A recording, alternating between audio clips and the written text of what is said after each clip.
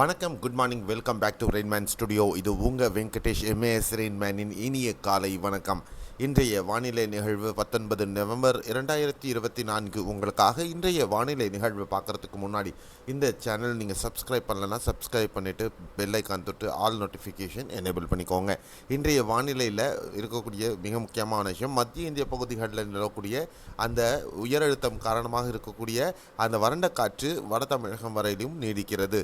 மேலும் குமரிக்கடல் பகுதிகளில் நிலவிட்டிருந்த அந்த வளிமண்டல மேலடுக்கு சுழற்சி சற்று மேற்காக நகர்ந்திருக்கு. மேலும் அதன் ஊடாக இழுக்கப்படக்கூடிய கிழக்கு திசை காற்று தென் தமிழகம் மற்றும் டெல்டா மாவட்டங்களில் தொடர்ந்து கனமழையை கொடுத்து கொண்டிருக்கிறது. அதே நேரத்தில் இந்தோனேஷிய பகுதிகளுக்கு பக்கத்தில் உருவாகி இருக்கக்கூடிய சுழற்சி நம்ம மிகவும் எதிர்பார்த்துக்கிட்டு இருக்கக்கூடிய ஒரு புயலாக மாறக்கூடும் அப்படின்னு சொல்ல எதிர்பார்க்கக்கூடிய அந்த சுழற்சியும் இருக்கிறது. அதுக்கு கீழே ஈக்வட்டோரியல் வாட்டர்ஸ் ஒட்டி கீழே ஒரு சுழற்சியும் இருக்கிறது. இந்த இரண்டு சுழற்சிக்கும் இடையில் வெஸ்டர்லி பஸ்ட் அப்படின்னு சொல்லக்கூடிய அந்த ஒரு அமைப்பானதும் காணப்படுகிறது. இதில் நம்ம ரெண்டு விஷயங்களை கவனிக்கும். அந்த வெஸ்டர்லி பஸ்ட் இருக்கிறதுனால எம்ஜிஓ அந்த பகுதிகளில் இன்ஃப்ளூயன்ஸ் பண்ணிக்கிட்டு இருக்குது அப்படிங்கிறத நமக்கு தெரிஞ்சுக்கணும். அதே நேரத்தில் இரண்டு சுழற்சிகள் ஒன்று கீழ்மா இருக்கிறது.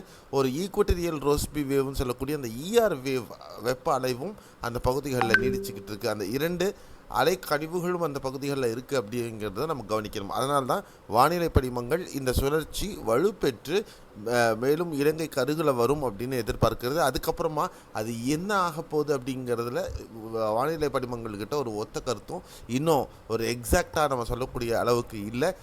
மத்திய தமிழகம், வட தமிழகத்தும் அல்லது தெற்கு ஆந்திராவா அப்படிங்கிறதுல ஒரு கன்ஃபியூஷனும் ஒரு சில வானிலை படிமங்களோட மெம்பர்ஸ், என்சம்பிள் மெம்பர்ஸ் சொல்லக்கூடிய அவங்க இந்த மேற்கத்திய கலக்கத்தினால இது மேலேயும் போகக்கூடுமோ அப்படிங்கிற அச்சமும் ஒரு பகுதிகள் இருக்குது. ஆனால் பெரும்பாலானவர்கள் தமிழகம் அல்லது ஆந்திரா அப்படிங்கிற அந்த ஒரு கான்செப்டில் இருக்காங்க. அந்த டெல்டா முதல் தெற்கு ஆந்திரா அப்படிங்கிற அன்சர்டனிட்டி தொடர்ந்து தான் இருக்கிறது. இது எப்போ நமக்கு தெளிவாக தெரியும் அப்படின்னு சொன்னால் நாளை மறுநாளுக்குள்ளாக தெரியும். ஏன் அடுத்த 48 மணி நேரம் முக்கியம் அப்படின்னா, அந்த சுழற்சியானது வலுப்பெற்று சற்று முன்னாடி நகர்ந்து வரும் பொழுது ஜெனிசிஸ்ன்னு சொல்லக்கூடிய ஒரு அமைப்பானது நமக்கு தெரியும். அந்த ஜெனிசிஸ் வரும்போது இது எந்த பக்கத்தில் வரும் அப்படிங்கிறத நம்ம தீர்மானமாக சொல்லலாம்.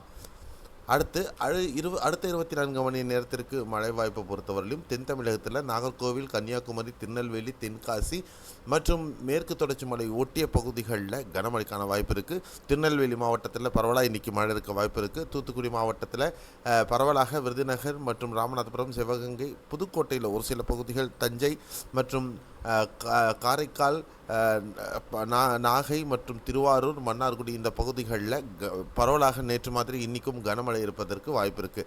குறிப்பாக டெல்டாவில் தெற்கு டெல்டா பகுதிகள், குறிப்பாக நாகை மற்றும் திருவாரூர், மன்னார்குடி, நன்னிலம், நீலாமங்கலம் இந்த பகுதிகள், ராமநாதபுரம், ராமநாதபுரம், தூத்துக்குடி மற்றும் திருநெல்வேலியின் கடலோர மாவட்டங்களில் இன்று கனமழை, சில பகுதிகளில் பலத்த மழை இருப்பதற்கான வாய்ப்புகளும் இருக்கின்றன.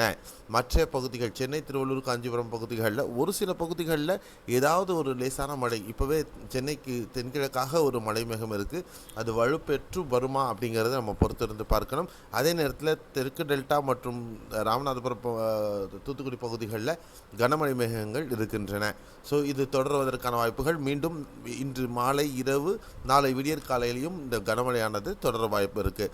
மற்றபடி அரியலூர், பெரம்பலூர், திருச்சிராப்பள்ளி, திண்டுக்கல், மதுரை, தேனி மாவட்டங்களில் ஒரு சில பகுதிகளில் லேசான மழைக்கான வாய்ப்புகளும் இருக்கின்றன. அசன், மாண்டியா, கொடகு, மைசூரு, வயநாடு, கண்ணூர், கோழிக்கோடு, மலப்புரம், பாலக்காடு, திருச்சூர் மாவட்டங்களில் ஒரு சில பகுதிகளில் லேசான மழையும், தெற்கு கேரளாவின் அநேகமான பகுதிகளில் மிதமானது முதல் கனமழையும், நீலகிரி மாவட்டத்தில் இன்று மிதமான மழைக்கும் வாய்ப்புகள் இருக்கின்றன. ஸோ இதுதான் இந்த அடுத்த 24 மணி நேரத்துக்கான மழைக்கான வாய்ப்புகள் குறித்த ஒரு அலசல். ஸோ இந்த வானிலை இந்த வீடியோ உங்களுக்கு ரொம்ப விஷயங்களை கற்றுக் கொடுத்துருக்கோன்னு நம்பிக்கையோட அடுத்த வீடியோவில் சந்திக்கலாம். நன்றி, வணக்கம், பாய், see you, have a nice day.